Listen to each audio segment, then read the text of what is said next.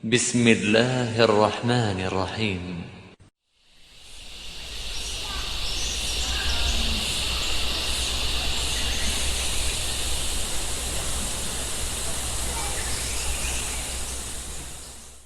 Bismillahirrohmanirrohim. Assalamualaikum warahmatullahi wabarakatuh. Berjumpa kembali dengan Umu dalam pembelajaran biologi. Hari ini kita sudah masuk ke dalam bab sistem pencernaan. Pertama, kita akan mempelajari dulu tentang apa itu gizi seimbang. Sebagai manusia, kita memerlukan energi untuk berkegiatan dan beribadah kepada Allah Subhanahu wa Ta'ala.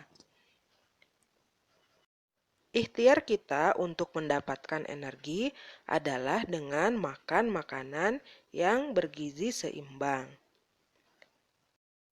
Apakah makanan favoritmu?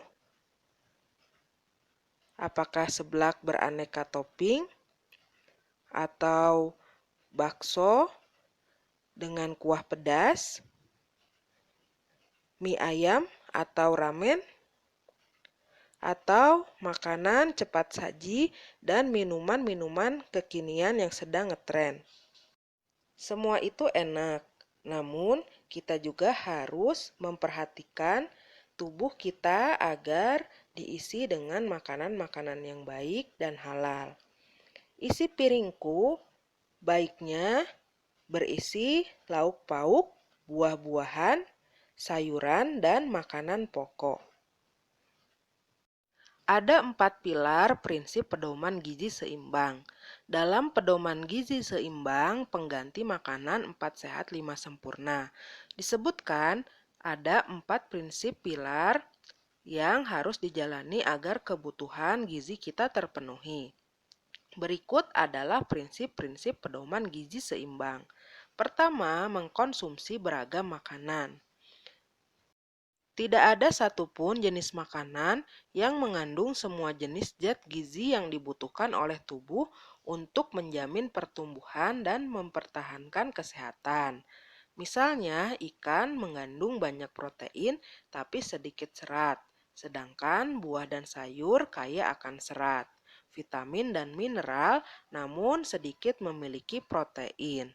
Maka dari itu, kita perlu mengkonsumsi makanan yang beragam untuk memenuhi gizi yang seimbang, yaitu yang mengandung makronutrien, karbohidrat, serat, protein, dan lemak baik, serta mikronutrien yang mengandung vitamin dan mineral. Selain itu, jumlah makanan dan jadwal makan yang teratur juga harus diperhatikan. Khusus untuk bayi baru lahir hingga 6 bulan, dianjurkan untuk hanya meminum air susu ibu atau ASI. Yang kedua, membiasakan perilaku hidup bersih. Terbiasa hidup bersih dapat menghindarkan kita dari infeksi kuman penyebab penyakit. Hal ini penting dilakukan karena semakin sering penyakit datang, semakin sulit kebutuhan gizi terpenuhi.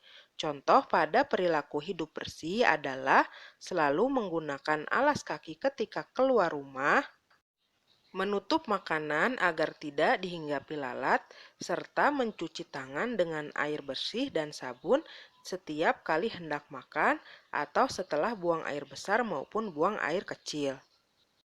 Yang ketiga adalah melakukan aktivitas fisik. Rajin bergerak dan olahraga rutin dapat membantu mengendalikan berat badan. Selain itu, masih banyak manfaat yang bisa kita peroleh dari berolahraga, seperti mengurangi stres, membuat tidur menjadi nyenyak, membangun otot, serta menjaga memori dan kesehatan otak. Aktivitas fisik dikategorikan cukup apabila kita melakukan latihan fisik selama 30 menit setiap harinya atau minimal 2-5 hari dalam seminggu. Latihan fisik yang bisa kita lakukan misalnya berlari, jogging, bermain bola, berenang, senam, atau bersepeda. Terakhir adalah memantau dan mempertahankan berat badan ideal. Pantau terus berat badan dan pertahankan agar indeks massa tubuh atau IMT berada dalam batas normal. IMT merupakan pengukuran lemak tubuh berdasarkan tinggi dan berat badan. Nilai IMT tinggi menandakan kelebihan berat badan atau overweight atau obesitas, sehingga harus diturunkan. Sementara nilai IMT yang di bawah normal bisa berarti kekurangan asupan kalori dan protein, sehingga perlu dinaikkan. Kedua keadaan ini tidak baik untuk tubuh dan dapat menyebabkan berbagai macam penyakit. 10 pesan umum gizi seimbang. Bersyukur dan nikmati aneka ragam makanan. Banyak makan sayuran dan buah-buahan. Biasakan mengkonsumsi lauk pauk yang mengandung protein tinggi. Biasakan mengkonsumsi aneka ragam makanan pokok. Batasi konsumsi pangan manis, asin, dan berlemak.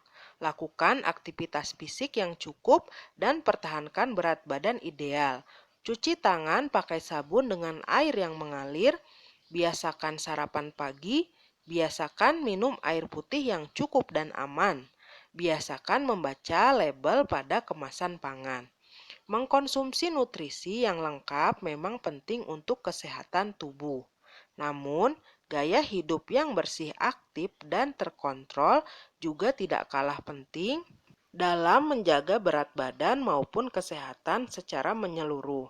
Itulah mengapa pedoman gizi seimbang ini perlu diterapkan dalam kehidupan kita sehari-hari.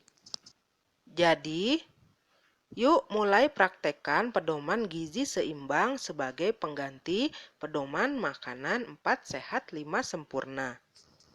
Apa saja isi piringku? Susunlah menu gizi seimbang dengan bahan-bahan yang tersedia di rumahmu. Fotokan dan kirimkan melalui link yang akan diberikan pada hari Ahad, tanggal 15 November 2020. Bila ada pertanyaan, bisa langsung menghubungi Umu di nomor WA Umu.